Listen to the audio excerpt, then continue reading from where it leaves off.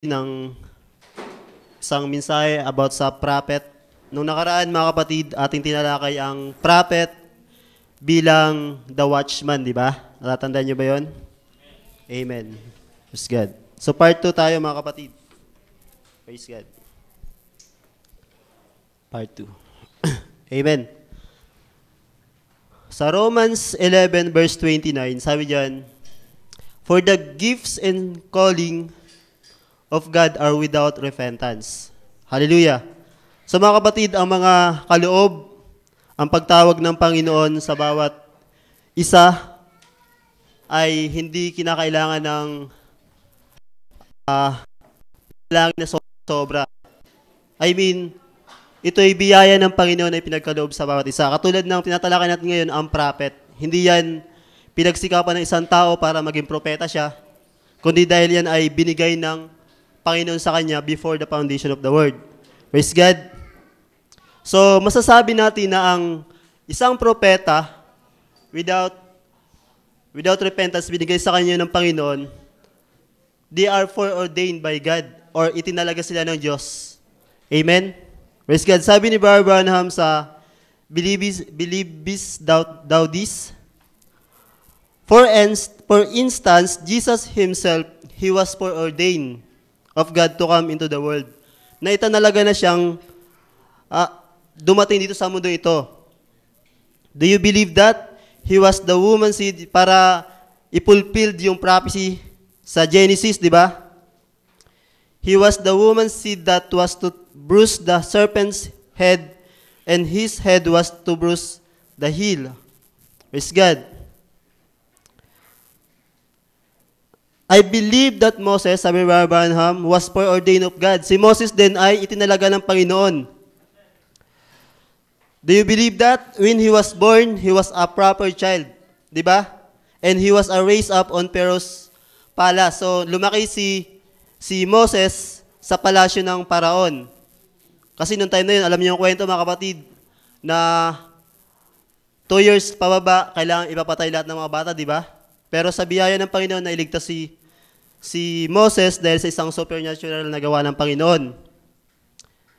Praise God. With his foot on the throne to become the heir of. Para noong time na lumalaki si Moses, dapat magiging tagapagmana siya ni Paraon. Di ba? Balang araw siya yung magiging next kay Paraon. Amen? But he was ordained of God.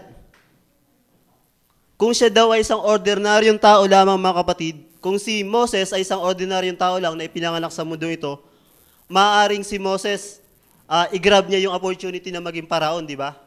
Pero he was foreordained ni Lord. Kaya kailangan niyang yung ganong opportunity pakawalan. Praise God. He was ordained of God for another purpose.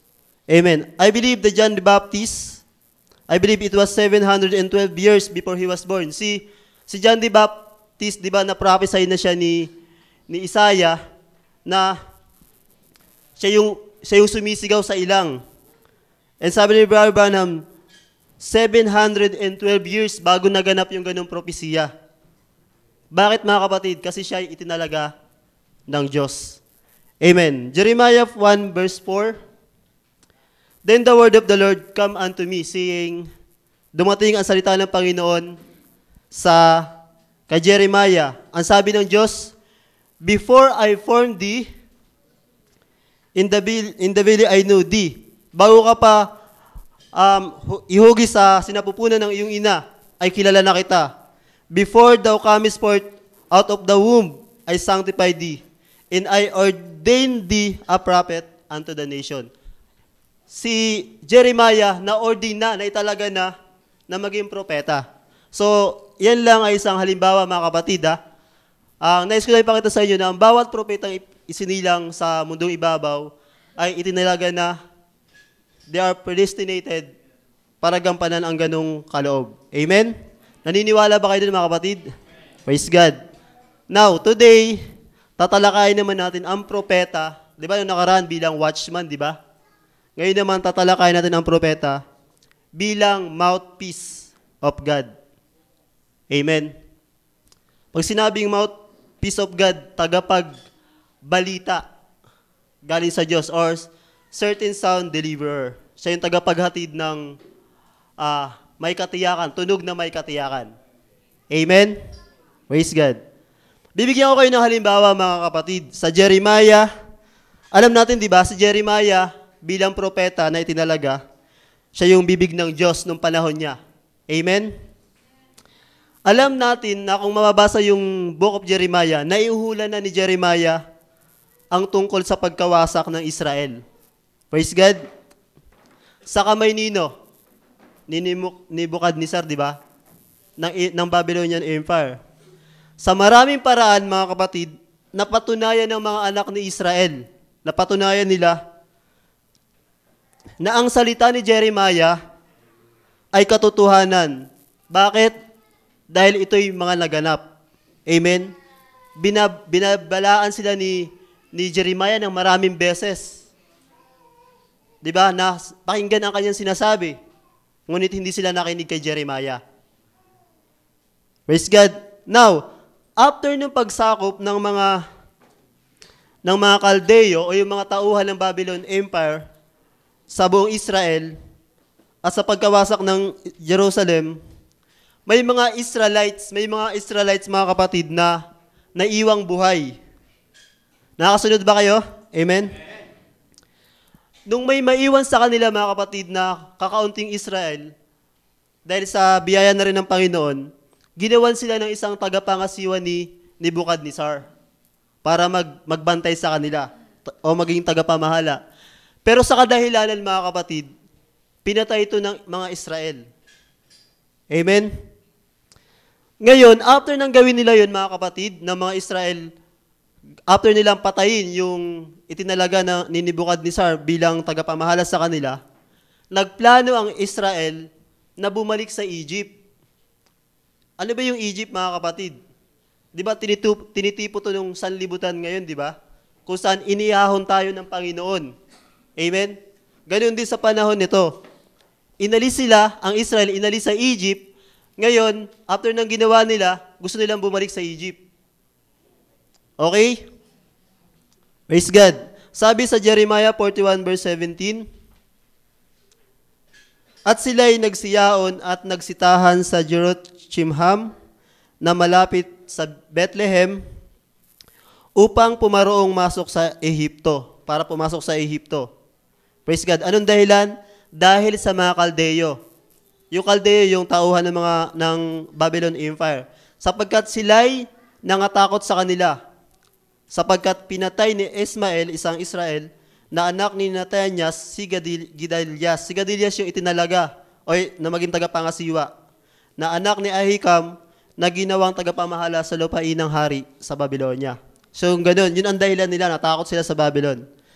Ngayon, mga kapatid, nung papunta na sila sa Egypt, hindi nila alam kung anong lugar yung dadaanan nila o tatahakin. Kaya ang ginawa nila, sila'y namanhi kay Jeremiah. Ang sabi nila, okay, basahin natin, Jeremiah 42 verse 2.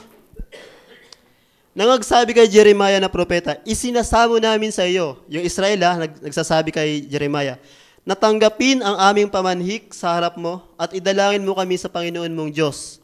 Sa makatuwid bagay, ang lahat ng nalabing ito, about sa Israel, sapagkat kaming naiwan ay kaunti sa karamihan, gaya ng namamasdan ng iyong mga mata sa amin, upang ipakita sa amin ng Panginoon mong Diyos ang daan na aming marapat lakaran at ang bagay na marapat naming gawin.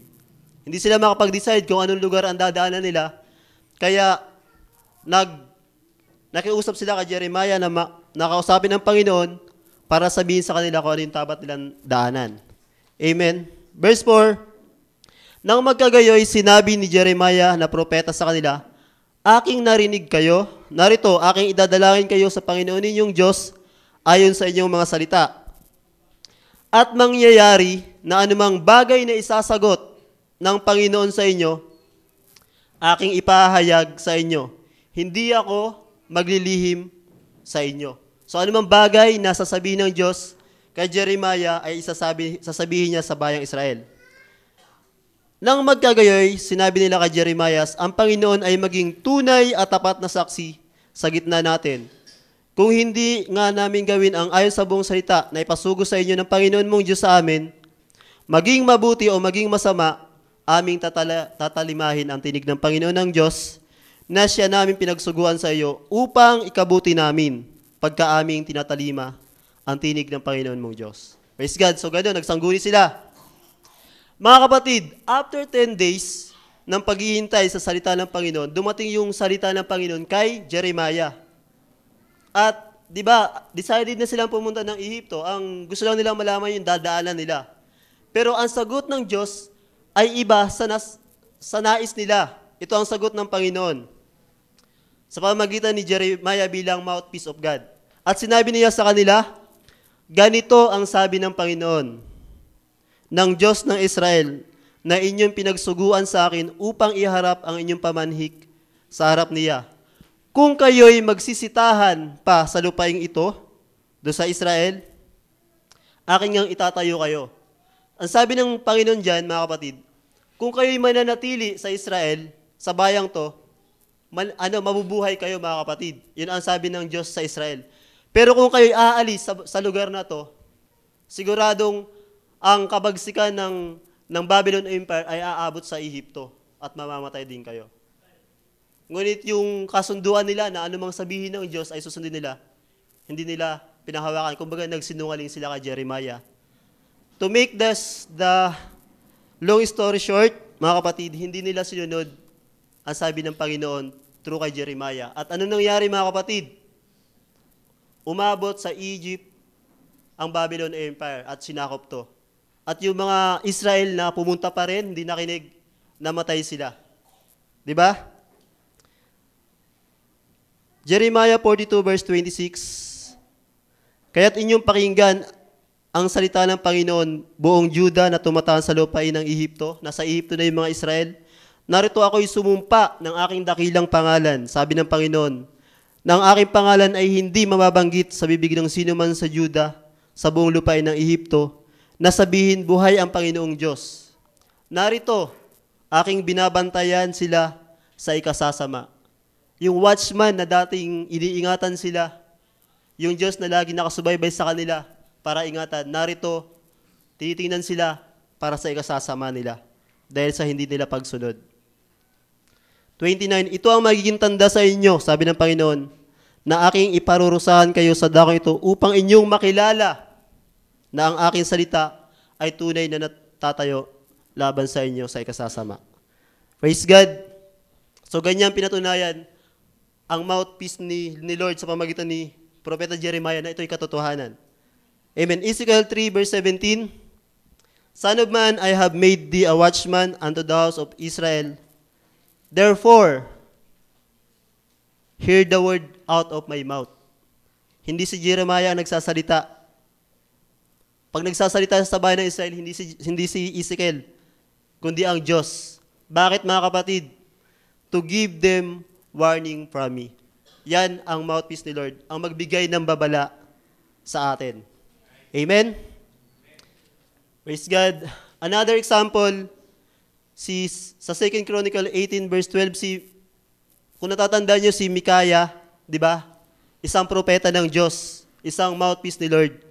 Ang tagpo, mga kapatid, si Micaiah isang propeta, nahati ang Israel sa dalawa. Si Josaphat bilang hari ng Juda, si Ahab bilang king naman ng Israel.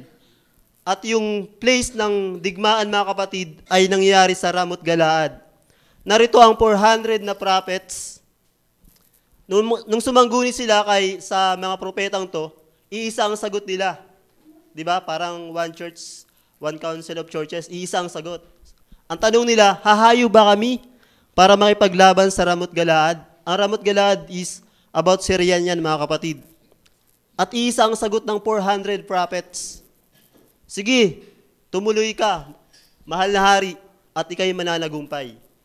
Ngunit si Josaphat, na hari ng Juda, may takot siya sa Panginoon. At nagmungkahi siya, mahal na hari, mayroon pa bang ibang propeta na pwede nating pagsanggunian? Natatandaan niyo ba yun, mga kapatid? Di ba? At ito ang sabi, Meron dito isang tao, kaya lang lahat ng sinasabi niya against sa akin.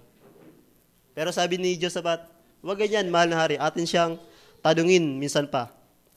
Ngunit ito sa 2 Chronicle verse 18 to 12, ang sabi, at ang sugo na yumaong tumawag kay Mikaya ay nagsalita sa kanya na sinasabi, narito ang mga salita ng mga propeta, yung 400 prophet, ay nagsaysay ng mabuti, lahat mabuti sa hari, na magkakaisa. Isinasamo ko nga sa iyo na ang iyong salita ay maging gaya sa kanila. Parang mag-compromise ka. Okay? Pero ang sabi ni Mikaya, buhay ang Panginoon, kung ano sabihin ng aking Diyos, yaon ang aking sasalitain. Praise God. At anong nangyari? Nung maghumarap na siya sa hari, sinabi niya na nakita niyang Israel kumakalat. Ibig sabihin talo, di ba? Pero ano sabi ni Acab? Nakita mo na kung anong sinasabi ng propetang yan. Lagi na lang against sa akin. Tapos sinabi naman ng hari, ibig sabihin tumuloy pa rin sila sa pakikidigma. Ang sabi yan sa verse 26, at sabihin niyo, ganito ang sabi ng hari, yung hari na nagalit kay Mikaya, ilagay ang taong ito sa bilangguan at pakainin siya ng tinapay ng kadalamhatian at ng tubig ng kadalamhatian hanggang sa ako'y bumalik na payapa. Kung baga, napaka-positibo ni Haring Acab na babalik siyang payapa. At sinabi ni Mikayas, kung ikaw ay bumalik sa anumang paraan na payapa, ang Panginoon ay hindi nagsalita sa pamamagitan ko. Okay? At kanyang sinabi, dinggin ninyo yung bayan ng lahat. Praise God. So, doon mananayo kung totoo ang sinasabi ng isang propeta. Kung ito'y maganap, yan ay galing sa Panginoon. Amen?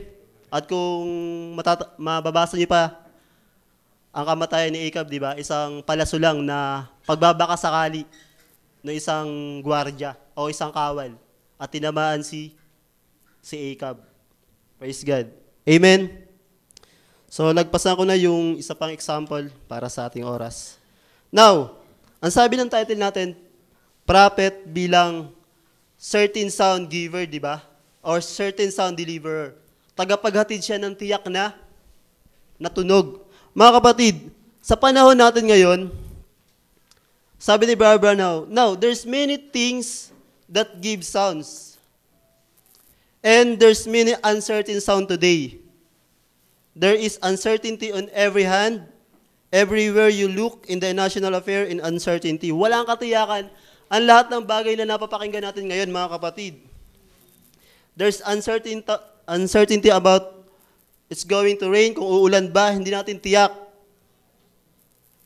Praise God. It's uncertainty in everything that you look at.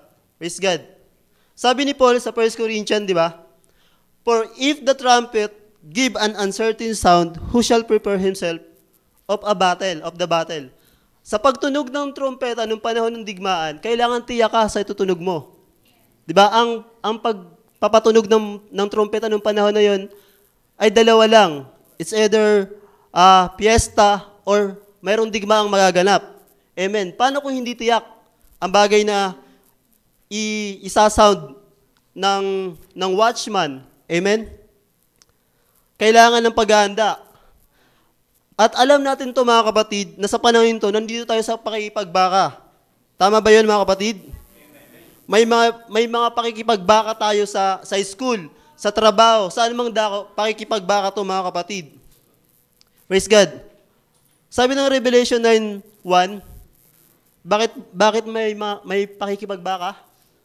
Kasi humihip ang ikalimang anghel at nakita ko ang isang bituin na nahulog mula sa lupa, sa langit, at sa kanya ibinigay. Meaning to say, sabi nga ng mga preaching, yung impyerno nasa ibabaw na ng lupa, kung mababasa nyo yan. Sa verse 3, at nang gilalas sa usok ang mga balang sa lupa at binigyan sila ng kapangyarihan na gaya ng mga alakdan sa lupa na may kapangyarihan. Para ano? Para sirain tayo, mga kapatid. Hallelujah. Kaya kailangan ng paghahanda. Ephesians 6:12, sapagat ang ating pakikipagbaka ay hindi laban sa laman at dugo, kundi laban sa mga pamunuan, laban sa mga kapangyarihan, laban sa mga namamahala ng kadilimang ito, sa sanglibutan, laban sa mga ukol sa espiritu ng kasamaan, sa mga daong kaitaasan. Kung ang pakikipagbaka natin ay espiritual, paano tayo makakapaghanda, mga kapatid? Paano natin malalaman na may pakikipagbakang nagaganap. May, praise God, may digmaang nagaganap. Kailangan magsugo ang Panginoon. Amen? Praise God. Kailangan natin ng isang certain o tiyak na tunog sa panahon na to. Isang tiyak na mensahe. Praise God. Paano tayo makapaghanda kung ang ating napapakinggan ay hindi tiyak? Paano tayo makapaghanda kung hindi alam ng mga tao ang tamang turo? Praise God. Sa dami ng turo at iba't ibang turo o iba't ibang pakahulugan sa salita ng Diyos, di ba? Sa ngayon, marami nagtuturo. 3 ang Diyos, 2 ang Diyos. Ano ba talaga? Anong katiyakan doon mga kapatid? May nagsasabi na si Jesus ay isang propeta lang o isang maliit na Diyos lang. Ano ba talaga? Praise God. Di ba? Kailangan natin ng tiyak. Kailangan natin ng katiyakan. Praise God. Paano tayo haharap o paano natin malalaman ang katayuan natin sa harap ng Diyos? Di ba? Ano ba ang kalagayan ko sa harap ng Diyos? Maaaring sabihin ng sino mang tao na okay tayo kasi yumayaman tayo, di ba? Oy, ano yan? Talagang matuwid yan kasi pinagpapala ng Panginoon. Hindi yun basihan, mga kapatid. Pwede nating isipin na banal tayo kasi lagi tayo nagsisimba, lagi tayo nasa church. Hindi yun basihan. Praise God. Pwede naman nating isipin na matuwid tayo sa harap ng Diyos kasi wala tayong inaagrabyado. Kadalasan yan ang justification ng mga taong ayaw magsimba o ayaw makinig sa salita ng Diyos. Wala naman ako inaagrabyadong tao, ba't kailangan ko pa magsimba? Mabait naman ako eh. Di ba? Kailangan natin ng certain sound, mga kapatid. Why? Revelation 3, verse 15, I know thy works, sabi ng Panginoon, that art neither cold or hot. Di ba? Hindi ka malamig, hindi ka mainit, kaya isusuka kita. Okay, verse 17, because thou sayest, I am rich and increase with goods and have need of nothing. Sa panahon natin, ganyan tayo mga kapatid, ang kinalalagyan natin na parang lahat ng bagay nasa atin na. I am rich and increase with goods and have need of nothing, and knowest that thou art wretched and miserable and poor and blind and naked. Paano tayo makakapaghanda kung walang magsasabi sa atin na tayo'y maralita, aba, dukha, bulag, hubad, at hindi nalalaman? Praise God. Paano tayo makapaghanda kung sinasabi ng Biblia na may tagutom na nagaganap? Amen? Ano yung tagutom na yun, mga kapatid? Hallelujah.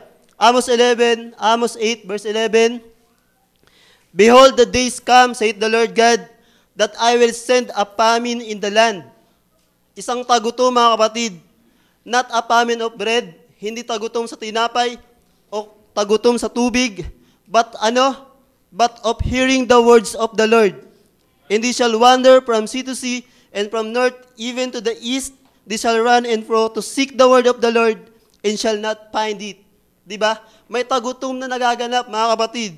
And that day shall the fair virgin and young men faint for thirst. Ang mga kabataan ay nauuhaw. Saan? Sa paninindigan.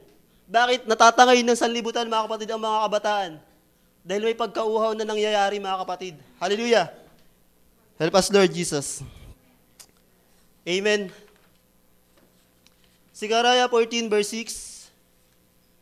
And it shall come to pass in that day that the light shall not be clear nor dark, but it shall be one day which shall be known to the Lord, neither day or night, but it shall come to pass that the evening time it shall be light. Praise God. Paano tayo makapaghanda, mga kapatid, kung ang liwanag na ating natutunghayan sa relihiyon ng Kristyanismo ngayon ay hindi tiyak? Praise God. Marami nagsasabi, Christian ako. Ba't hindi natin ma-recognize ang tamang liwanag sa kanila? Mali ang pinapakita ng buhay nila sa kanilang sinasabi, mga kapatid. Pero ano sabi ng salita? But in the evening time, it shall be light. Hallelujah! Amen. Praise God, may pag-asa tayo, mga kapatid, dahil may sinugo ang Panginoon para i-explain yan. Daniel 12, verse 10, many shall be purified and made white and tried, but the wicked shall do wickedly, and none of the wicked shall understand. But the wise shall understand. Amen? Praise God. Bigay pa ako ng isang example para pagtibayin ang ating message ngayon kung paano ang salita ng Panginoon laging pinapadaan sa propeta. Amen. Doon sa Faith Africa Trip Report, praise God, malapit na ako magtapos mga kapatid. Amen. Looking here, there's a real scripture. I said, God told Isaiah, go up there and tell the King Hezekiah, set your house in order for you're not coming of this bed. You're going to die. So narito si Hezekiah, may sakit. At narito si Isaiah naman, ang propeta ng Diyos. Now, let's just take this just for a moment. The first thing you know, here comes all the people.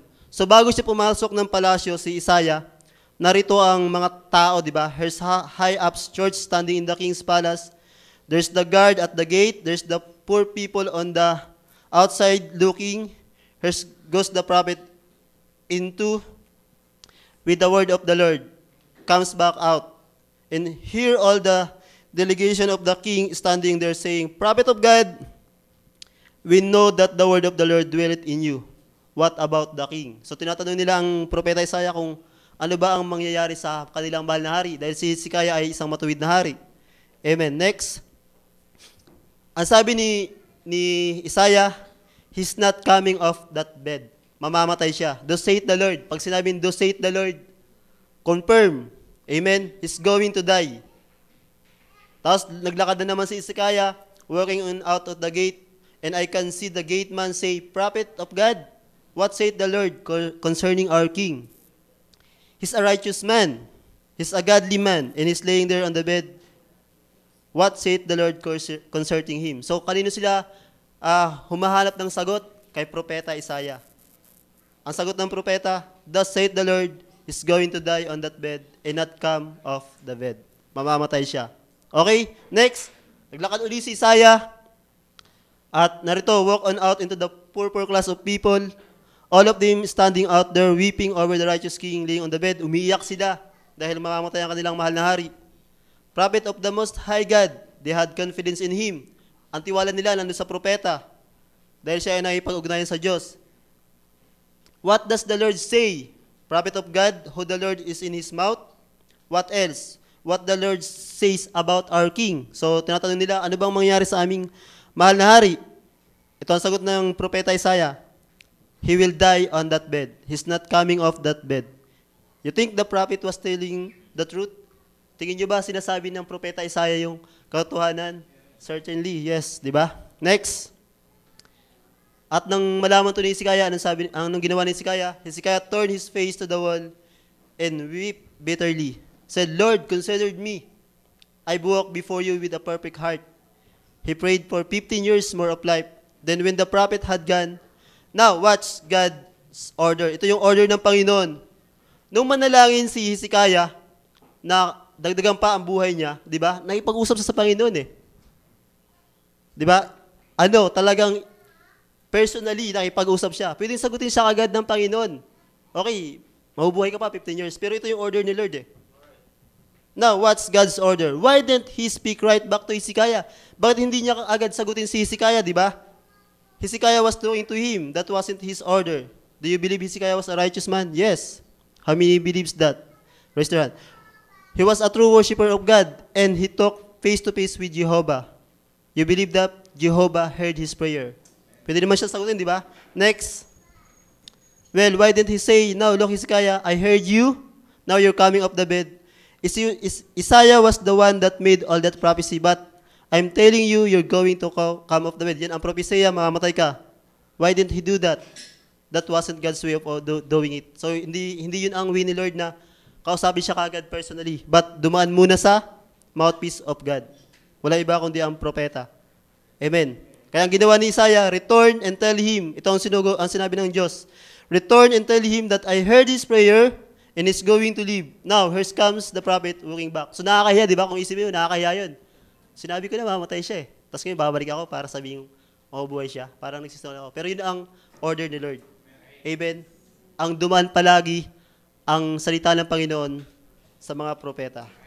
Amen. Last verse. Praise God. Deuteronomy 18:18. Tapos ko na. I will raise them up a prophet from among their brethren, like unto thee, and will put my words in his mouth. Saan nilalagay ng Diyos ang kanyang salita? Sa bibig ng kanyang sinugong propeta. And he shall speak unto them all that I shall command him. And it shall come to pass that whosoever will not hearken unto my words, which he shall speak in my name, I will require it of him. Praise God. Palapakan natin ang Panginoon. Amen. Thank you, Lord Jesus. Hallelujah. Tayo manalangin mga kapatid. Praise God. Lord, salamat Panginoon muli sa iyong kabutihan, Ama. Salamat, Lord, sa iyong tagapagsalita, Lord, sa panahon namin, Panginoon, para, Lord, may guide kami sa tama, Panginoon. Lord Jesus, pagpatawad mo po ang aming kakulangan, Lord God. At, Lord, lagi mo kami ibalik sa salita. Sa salita mo, Lord, na pinadaan, Lord, sa propeta sa huling panahon, Panginoon. Lord God, salamat sa iyong kabutihan sa amin, Panginoon. At nawa, Lord, malugod ka sa aming pananambahan ngayong umaga, Lord God. Sa iyo namin binabalik ang lahat ng papuring ito. Sa iyong dakilang pangalan, Lord Jesus Christ, we pray. Amen. Pagising sa umaga. Amen. Amen. God bless you, Brother Hansel. At mawit tayo ng masayang awit. There is going to be a meeting in the air.